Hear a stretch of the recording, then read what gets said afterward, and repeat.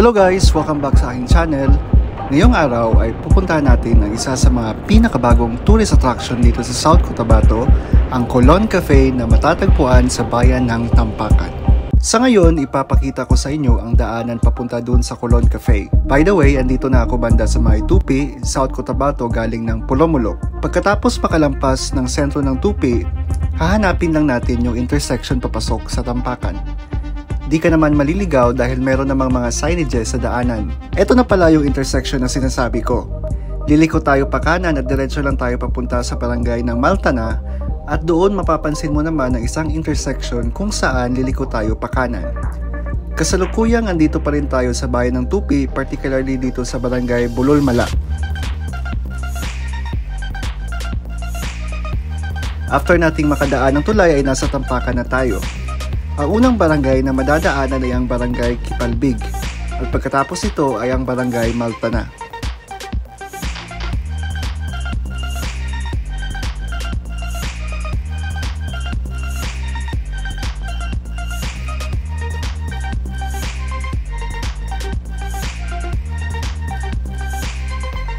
Ito na pala yung sinasabi kong intersection dito sa barangay Maltana. Diretsuhin lang natin to at yung unang intersection sa may unahan banda ay ang lilikuan natin pakaliwa papunta na doon sa Colon Cafe. So guys, dito na tayo liliko pakaliwa. Diretsuhin lang natin to at kulang-kulang nasa 8 kilometers ang haba ng road na to at pagdating sa dulo, makikita naman natin ang isang intersection kung saan tayo ay liliko pa kanan papunta sa barangay Lampitak.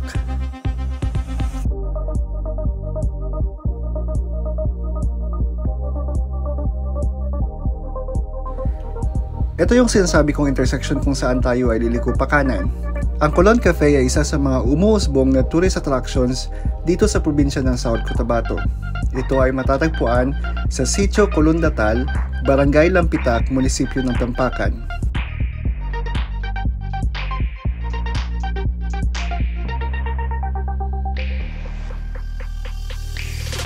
Malalaman mo na malapit ka na kapag nakita mo na tong arko na to na nagsasabing papasok tayo sa Barangay Lampitak.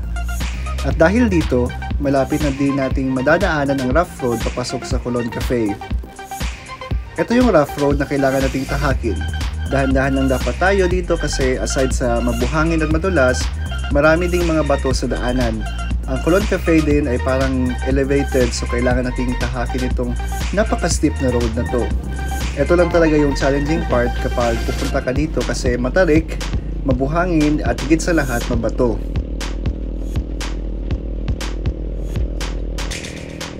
Pero baliwala lahat ng yun kung itong klaseng tanawin naman ang bubungad sa iyo pagdating sa taas.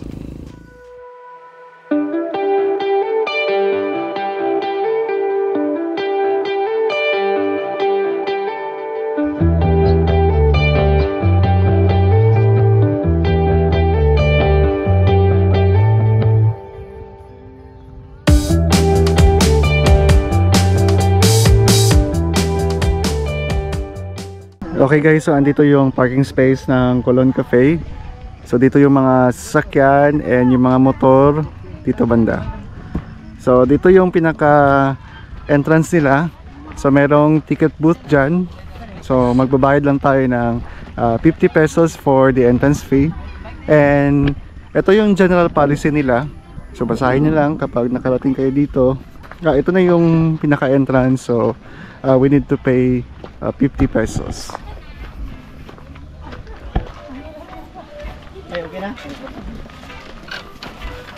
Okay, so dito na part meron silang kainan.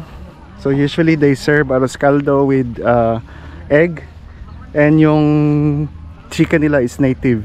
So meron mga kainan dito. Meron ding mga snacks dyan. And ito yung bubungad sa'yo after mong makapagbayad ng 50 pesos. So merong mga cottage dito. So I think libre naman to. Walang nakaharang so pwede kang magpahinga dyan. So ito yung mga cottages nila. Merong mga pine trees.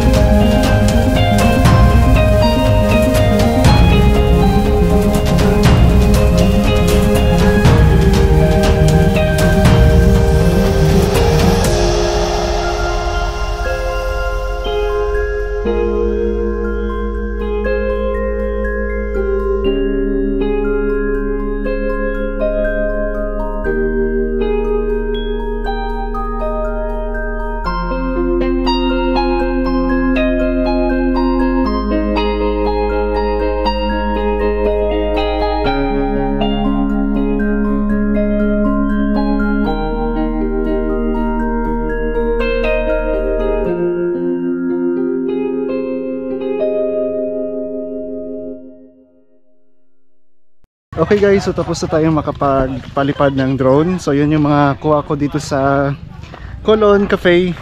And yun nga lang, hindi masyadong marami yung shots ko kasi isa lang yung battery ko. Actually, ito yung pinaka main attraction dito sa Colon Cafe. Kasi maganda siyang background kapag gusto mong kumuha ng photo. So yun yung background mo. Maganda kasi yung formation ng burol na yan. So meron siyang mga rock formation. Then wala masyadong kahoy, parang mga bushes lang. So maganda yung effect niya kapag ginawa mo siyang background when you take pictures dito sa Colon Cafe. So dito banda maraming mga bulaklak ang makikita. Katulad nito.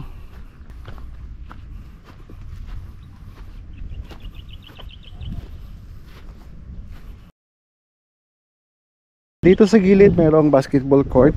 I think bago yan. Then dito banda is yung mga cafeteria nila. So kung gusto mong kumain, pwede dyan. Marami silang mga options when it comes to snacks. I think meron ding mga meal. So dito ka pumunta kapag nagugutom ka or nauuhaw. Dyan banda meron silang pond. So puntahan natin. So usually kapag ganito, ko yung nilalagay nila sa kanilang fish pond.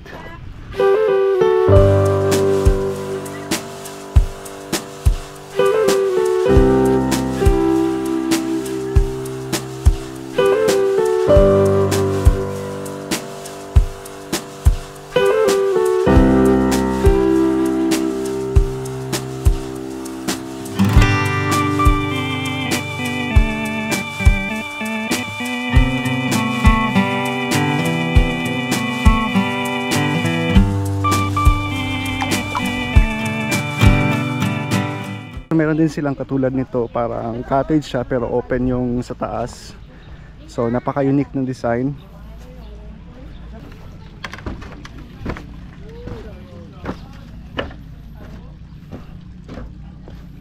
Okay guys, so yun yung mga usual amenities nila dito sa Colon Cafe. So of course medyo malayo yung lugar, so they need to have cafe mismo, yung parang cafeteria nila. Then meron din sila mga spot for recreational activities like yung basketball court. And puntahan natin yung mga ibang attraction dito sa Colon Cafe. Parang ganito. It's like an island na medyo elevated konti. Then meron siyang mga halaman dun sa taas. So puntahan natin. So meron siyang bato dito sa gitna. May mga halaman siya. Then meron siyang mga ilaw kagaya nito. So maganda to kapag gabi. Mayroon din dun sa kabilang side. Yan. The same pa din dito. Pero mayroon na siyang upuan dun sa may gilid na part. And sa likod, you have the cottages. And ito yung pinaka main infrastructure nila dito sa Colon Cafe.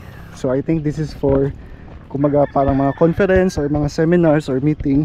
Pwede kayong pumunta dito.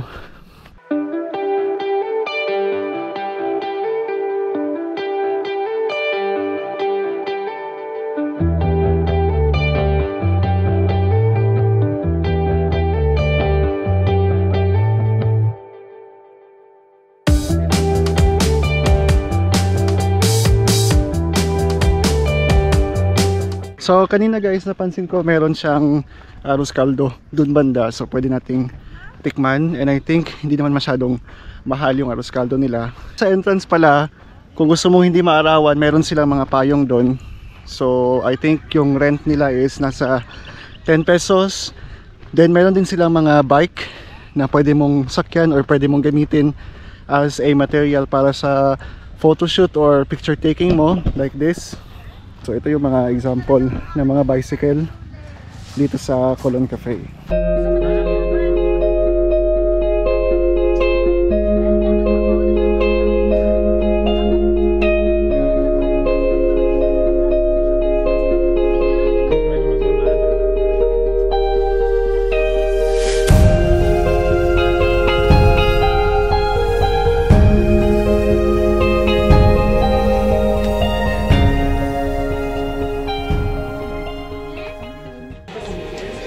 Lami.